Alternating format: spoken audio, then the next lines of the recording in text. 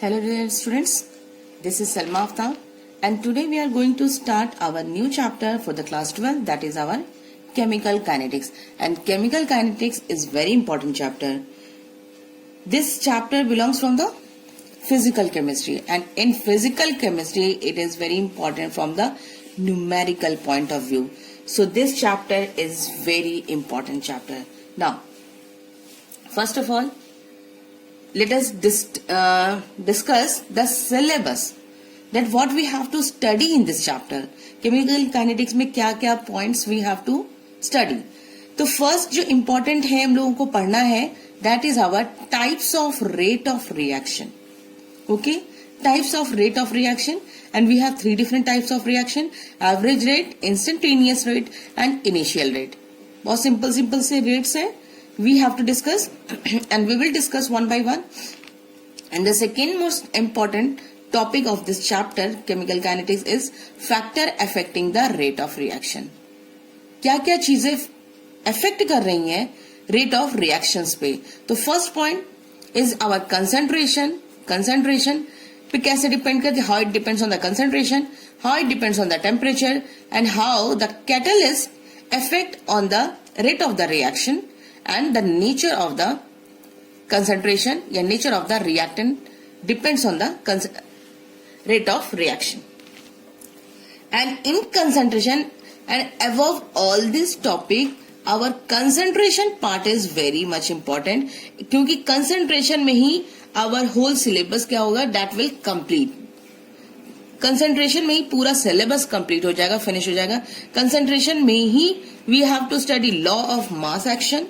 Law of mass action पढ़ना होगा, rate law expression पढ़ना है, second point, and then order of a reaction, how we determine the order of the reaction, and then we just study the integrated rate law expression. Integrated rate law expression. और जो last topic है जिस पर numerical based है, that is our activation energy. Activation energy है, activation energy वो भी बहुत important numerical point of view. और आर्हेनियस इक्वेशन, आर्हेनियस इक्वेशन भी पढ़ना है, we have to study, and उसके बेसिस पे न्यूमेरिकल्स, जो कि फिजिकल केमिस्ट्री में न्यूमेरिकल्स तो छोड़ना ही नहीं है. Numericals is very scoring part also. Now come to our chapter, that is our chemical kinetics. So what is chemical kinetics? Chemical kinetics से दिमाग में क्या आ रहा है? What is chemical kinetics? Actually chemical kinetics जो है, it is that branch of chemistry which deals with the study of rate of reaction. Rate को कैसे वो define कर रहा है, कैसे reaction जो है वो rate जो है वो reactant से, from the reactant, how it is converting into the product. Suppose this one is reactant and this one is the product. It involves the conversion of reactant into product and is spontaneous. और ये feasible reaction होगा, जो reaction possible हो जाती है, that type of reaction is called as spontaneous reaction. So chemical kinetics involves the conversion of reactant into product and is spontaneous. मतलब reaction जो है, रिएक्टेंट जो है वो कन्वर्ट हो रहा है प्रोडक्ट में, ठीक है. And how much time it is taking, ये कितना देर लगेगा. रिएक्टेंट अगर हम कोई रिएक्शन करवा रहे हैं, वो फौरन कन्वर्ट हो रहा है प्रोडक्ट में, तो ये कितना देर लग रहा है, इसकी क्या एप्लीकेशंस है, रेट ऑफ रिएक्शन से क्या एप्लीकेशंस होंगी. सो यही सारी चीजें हम लोग को पढ़ना है किसमें, केमिकल काइनेटिक्स में. तो ये तो डेफिनेशन है. और ये चीज याद रखो कि हर चीज की अपनी एक एप्लीकेशन होती है, एप्लीकेशन पार्ट. तो इस केमिकल पार्ट अगर हम रेट ऑफ रिएक्शन जान लेंगे, देन व्हाट विल हैपन, कौन सा बड़ा तीर मार लेते हैं. एक्चुअली केमिकल काइनेटिक्स जो है, अगर हम रेट ऑफ रिएक्शन किसी भी चीज की जान लेते हैं, तो we can manage our input. Actually this is the applied branch of the chemistry. अगर रेट ऑफ रिएक्शन हमें पता होता है, क्योंकि ये सारी की सारी चीजें हम कहां पढ़ते, अपनी नॉलेज को कहां पे हम यूज करते हैं, इंडस्ट्रीज में यूज करते हैं. We use in the industries. और इंडस्ट्रीज में यूज करने के लिए हमें अगर पता होगा कि रिएक्शन में हमें इतना ही इनपुट चाहिए, इनपुट हमारी इतनी होगी, या और रेट ऑफ रिएक्शन इसकी इतनी time, suppose it takes half an hour to complete the reaction. So at that time we don't waste our time. वहां पे हम टाइम अपना वेस्ट नहीं करेंगे. And if we know that for the completion of the reaction, we need only a few amount of reaction, few grams of the reactant. So why should we waste our reactant in a huge amount? अगर हमें नहीं पता होगा किसी भी की reactant अगर convert होने में कितना देर लगा रहा है और कितनी अमाउंट हमें चाहिए, तो हम ज्यादा से ज्यादा उसमें यूज करेंगे, ज्यादा से ज्यादा वेस्ट करेंगे. So to save our money, to save our time, we study the chemical kinetics and we apply the chemical kinetics into the industries. So application part क्या है? This is the practicals of chemistry. कि ये chemistry में involve कर, ये practical, obviously ये practical part हो जाएगा ना, थियोरिटिकल पार्ट तो नहीं है. जब if we apply this on the industries then it will be the application part. First of all, just note down so that you clear yourself. Application of chemical kinetics. Application of chemical kinetics. So what will be the application? First of all, note down, this is the practical of chemistry. This is the practical of chemistry. And for industrial requirements we do study.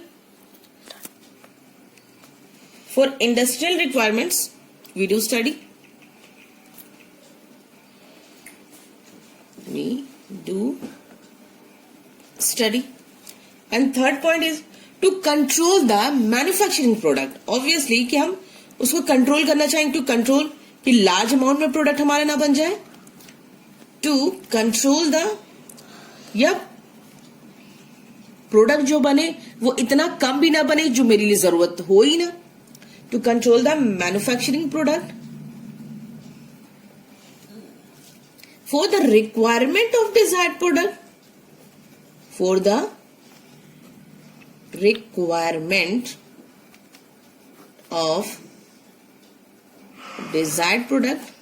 for the requirement of desired product, and last point is for the desired product,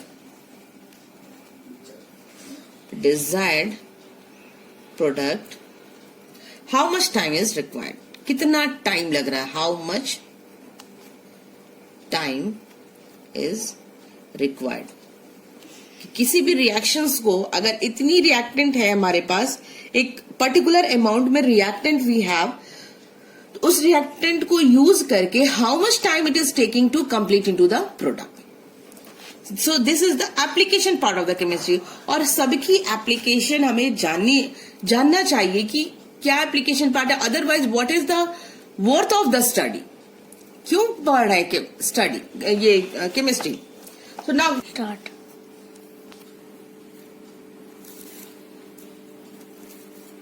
so now we will discuss the rate of reaction. ठीक है, यही था ही कि कैसे calculate करें, how just we calculate the rate of reaction.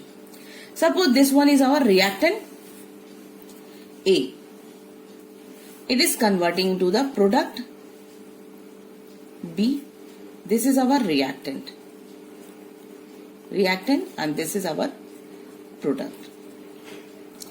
If A is converting into the product,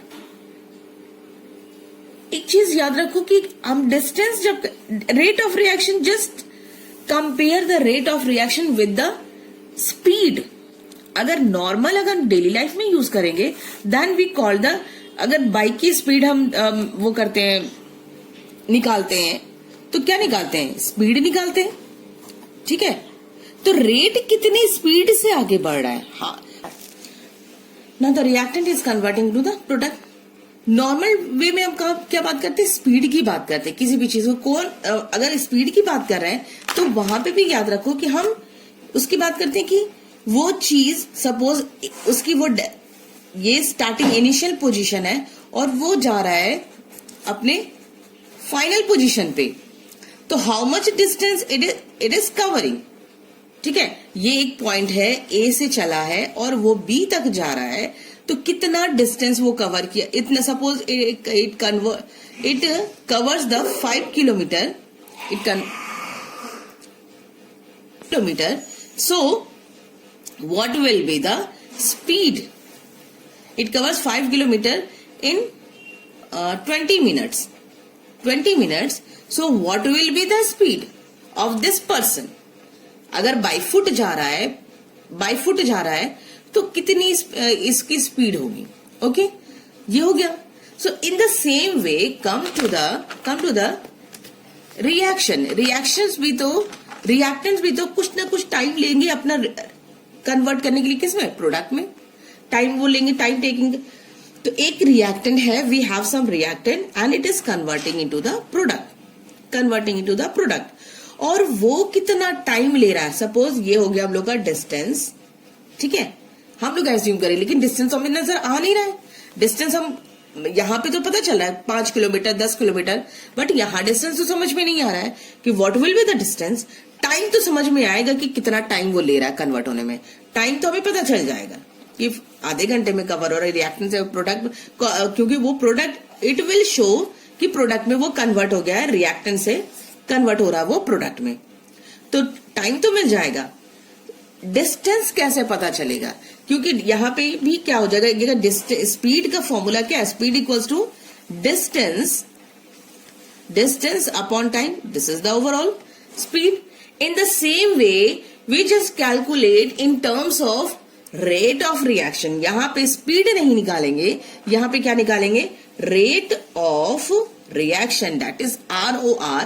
और suppose हम मान लिए यहाँ पे कि ये जो डिस्टेंस कवर कर रहा है फ्रॉम रिएक्टेंट टू प्रोडक्ट, उसको हम मान लेंगे delta X. So in terms of rate, in terms of A, we just calculate the rate of disappearance, and in terms of B, we will calculate the rate of appearance,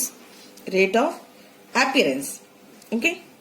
अब कैसे, just have a look कि अगर ये कुछ amount है, ठीक है, ये कुछ अमाउंट है, after some interval of time ये रिएक्टेंट की अमाउंट क्या होगी, it will decreases, the amount of the reactant will decreases. So तो डिक्रीज जब हो रहा है तो we just in terms of A we will calculate the rate of disappearance, okay, rate of disappearance we calculate.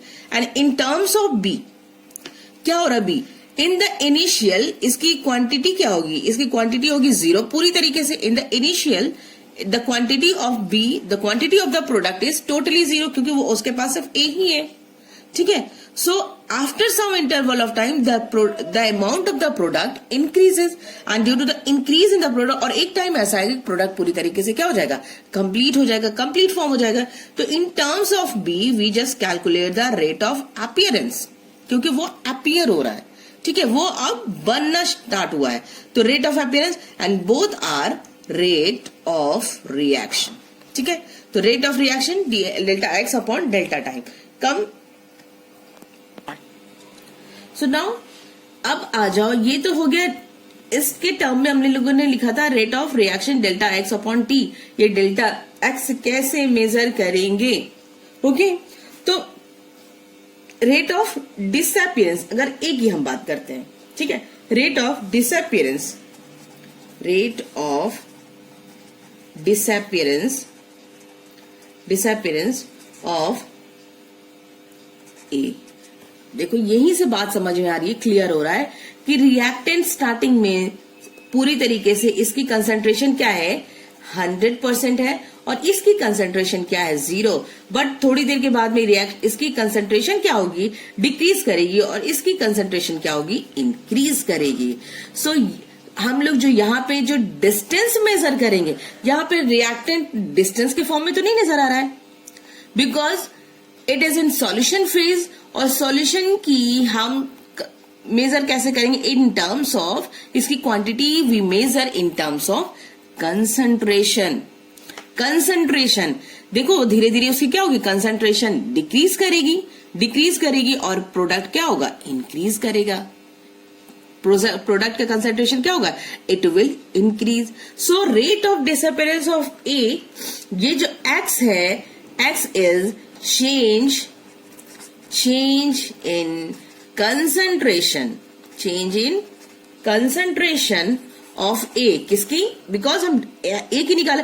अब देखो सबकी speed निकलेगी, इसकी स्पीड निकलेगी तो rate of disappearance of A की फॉर्म में निकलेगी, एंड इफ इसकी निकलेगी rate of appearance of B, कि वो कितनी तेजी से बन रहा है, कितनी तेजी से ये घट रहा है, कितनी तेजी से ये बन रहा है। Rate of disappearance of A is equal to the change in concentration of A with respect to the time. वही हो जाएगा चेंज इन टाइम। ओके, तो क्या हो जाएगा, कंसंट्रेशन उसका हो जाएगा appearance of B, rate of appearance of B, which is calculate the change in concentration of B with the respect of change in time। B की कंसंट्रेशन कैसे change हो रही है, उसके रेस्पेक्ट में, किसके रेस्पेक्ट में, टाइम के रेस्पेक्ट में। So delta B upon delta T, this will be the overall formula to calculate the rate of reaction। So overall the rate of reaction, ROR, rate of reaction is equals to the delta B upon delta T is equals to minus delta of A upon delta T, D और delta T अभी बताएंगे, X upon T। This one is the appearance, और ये क्या हो रहा है, minus, we are putting the sign minus in front of the reactant, because reactant की कंसेंट्रेशन क्या हो रही है, it is decreasing with respect to the time, that's why we are putting the. और एक चीज याद रखो कि क्योंकि ये डिक्रीज कर रहा है, डिक्रीज करने में इसकी जो डेल्टा की वैल्यू आएगी, ए से जो कन्वर्ट हो रहा है प्रोडक्ट बेटा, ये कन्वर्ट हो रहा है ए से, suppose it is converting into the B, ठीक है। Suppose in the starting it is, इसकी कंसंट्रेशन है 5 मोल्स 15 मोल्स पर लीटर इसकी कंसंट्रेशन है, और ये जब लास्ट में क्या हो जाएगा, लास्ट की इसकी कंसंट्रेशन डिक्रीज करेगी तो क्या हो जाएगा, 5 मोल्स पर लीटर हो जाएगा सपोज, ठीक है, मान ले रहे हैं। तो क्या हो जाएगा, इनिशियल कंसंट्रेशन, डिसअपियरेंस इसको ले रहा है, disappearance, final product minus initial करते हैं ना, जब डेल्टा डी ए निकालेंगे, डेल्टा निकालेंगे इसकी ए की, तो क्या निकालेंगे, क्या निकालते हैं, फाइनल। ये डेल्टा का मतलब ही ये हुआ ना कि फाइनल माइनस इनिशियल, तो फाइनल क्या है 5 मोल, 5 निकलेगा, माइनस 15, तो वैल्यू क्या आ जाएगी, माइनस 10 मोल्स पर लीटर। तो क्या ये और नीचे जो टाइम होगा वो होगा ही, ठीक है, सपोज 5 मिनट तो वो हो गया, ठीक है, 5 को हम लोग चेंज कर लेंगे। नाउ कहने का मतलब ये है कि ये जो हो जाएगी क्या, -10। तो ये बताओ क्या किसी की स्पीड कभी नेगेटिव में आती है, नेगेटिव में होती है। गाड़ी हम आगे की तरफ चलाते हैं कि पीछे की तरफ चलाते हैं, गाड़ी हम आगे की तरफ चलाते हैं, पीछे की तरफ चलाएंगे, जो भी करेंगे, तो क्या उसकी स्पीड नेगेटिव में किसी भी चीज की स्पीड हो सकती है, नो, कभी नहीं हो सकती है। सो यहाँ पे तो आ रही है ना, लेकिन हमें निकालना ऐसे ही है, फाइनल माइनस इनिशियल, ठीक है। Overall the formula is final minus initial, तो फाइनल तो कम है इसकी, इस केस में, अपीयरेंस के केस में, ए के केस में, रिएक्टेंट के केस में, और रिएक्टेंट जो है वो क्या हो रहा है, धीरे धीरे वो खत्म हो रहा है, ठीक है, it is utilising, that's why तो यहाँ पे नेगेटिव साइन आ रहा है। तो so to nullify this negative sign, इसको हम क्या करेंगे, इसको हम, स्पीड कभी भी नेगेटिव में होता नहीं है, नेगेटिव में होता नहीं, तो इसको ये करने के बाद मेरे नेगेटिव का साइन आ जाएगा। इस नेगेटिव को बाहर की नेगेटिव से क्या कर देंगे, नलीफाई करके वो साइन क्या हो जाएगी, speed of the reaction that will be in at the end it will B positive. सिर्फ हम लिखेंगे रेट ऑफ अपीयरेंस और डिसअपीयरेंस, माइनस पहले से लिख देंगे तो ये क्या हो जाएगा, स्पीड इसकी क्या हो जाएगी, नलीफाई हो जाएगी, नेगेटिव कैंसिल आउट हो जाएगा। So overall the formula for the rate of the reaction is this one for the reactant and the product. ठीक है, क्लियर है।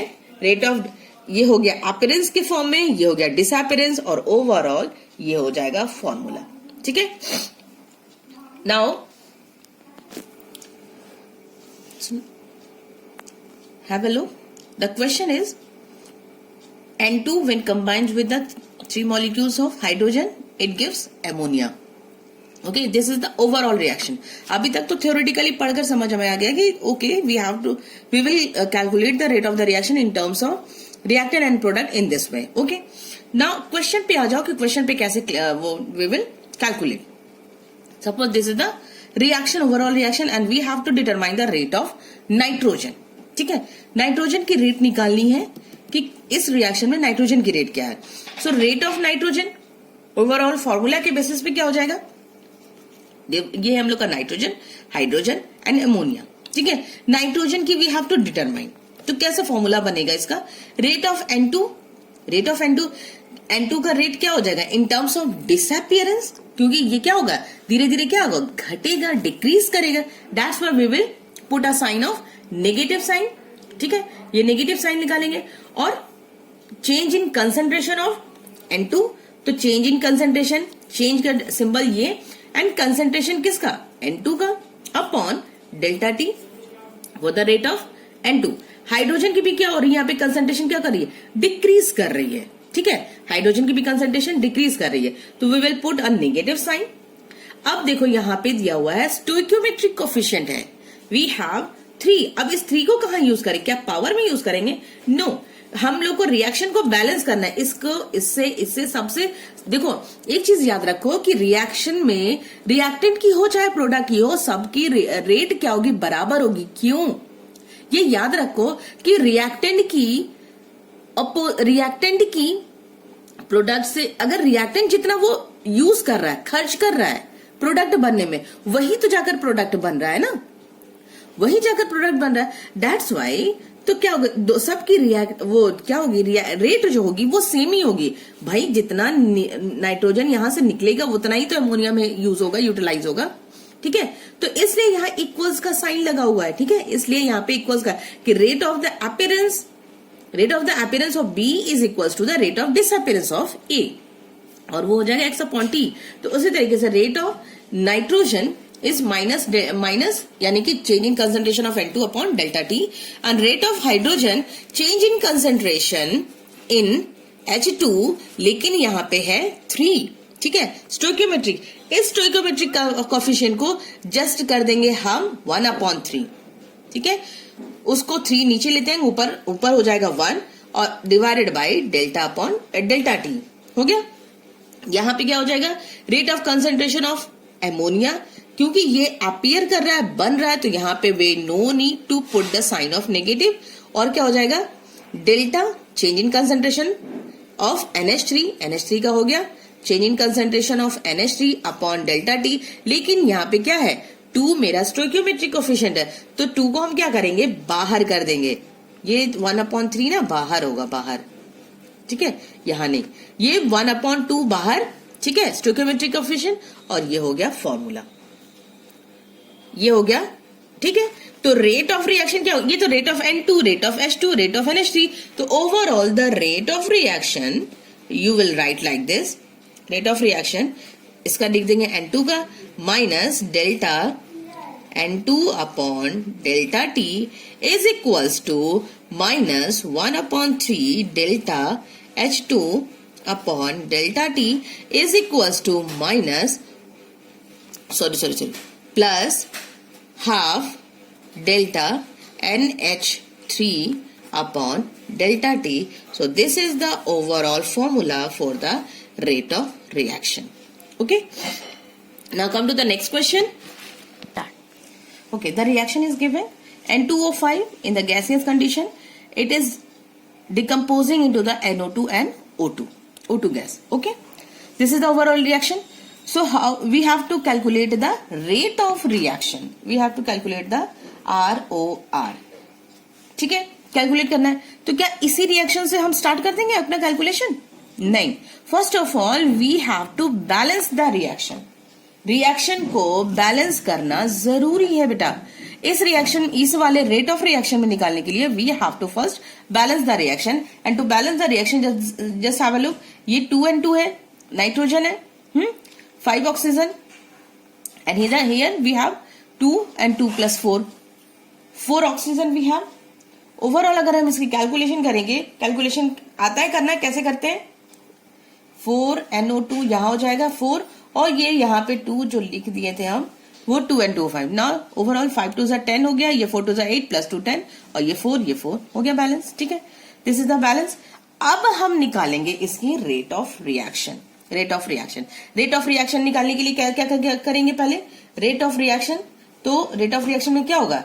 रेट ऑफ डिसअपियरेंस, पहले rate of disappearance of N2O5 is equals to rate of appearance of NO2. Appearance होगा इस case में product के term में, and is equals to rate of appearance of O2. ये होगा overall reaction. Now calculate the rate of disappearance of N2O5.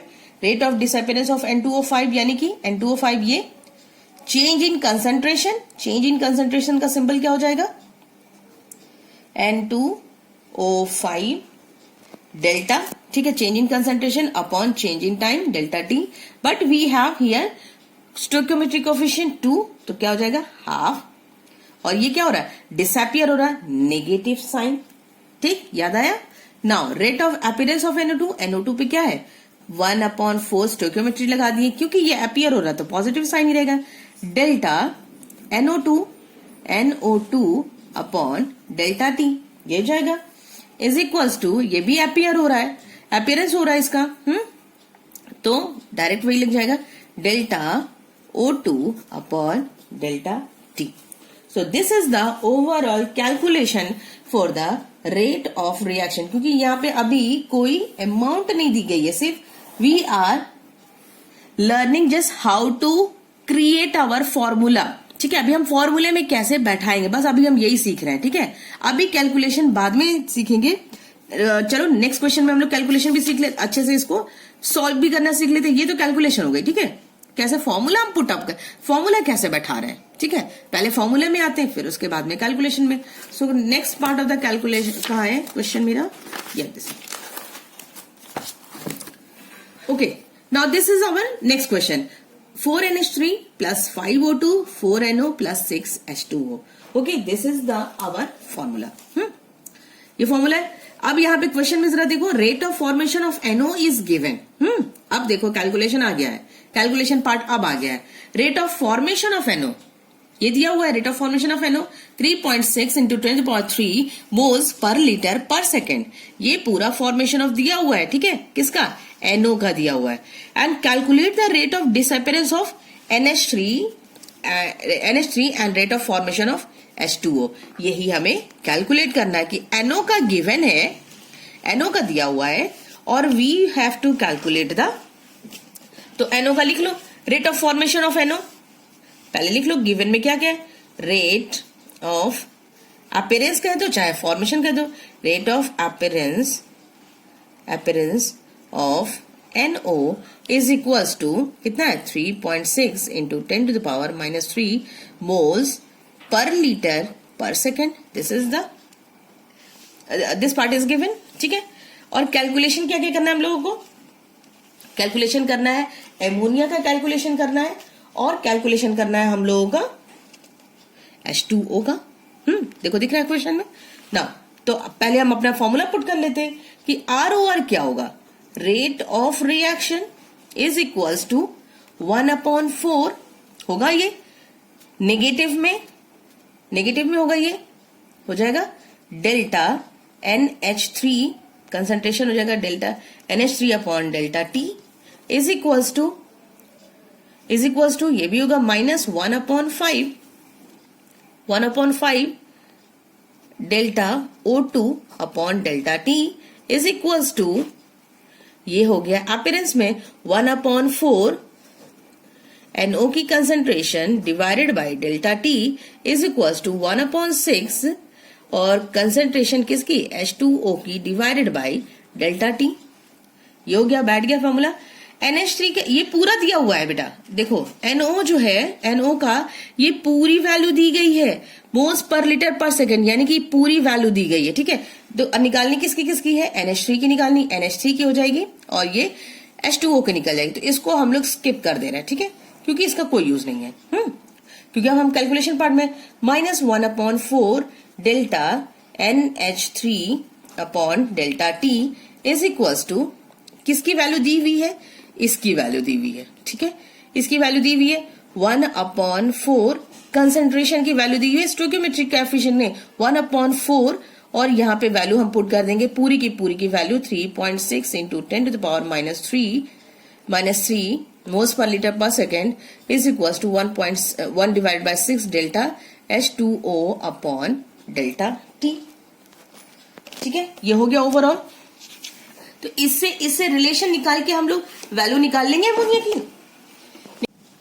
देखो ये हम लोग का फॉर्मूला बैठ गया था, -1/4 delta NH3 divided equals to 1/4 किसकी वैल्यू हम पुट कर दी, इसकी NO की हम लोग का दिया हुआ है 1/4। ये तो फॉर्मूला की वजह से stoichiometric coefficient and this one was given कि ये इसकी वैल्यू है कंसंट्रेशन, ठीक है, concentration of NO was given, तो कंसंट्रेशन की वैल्यू पुट कर दिए, ठीक है।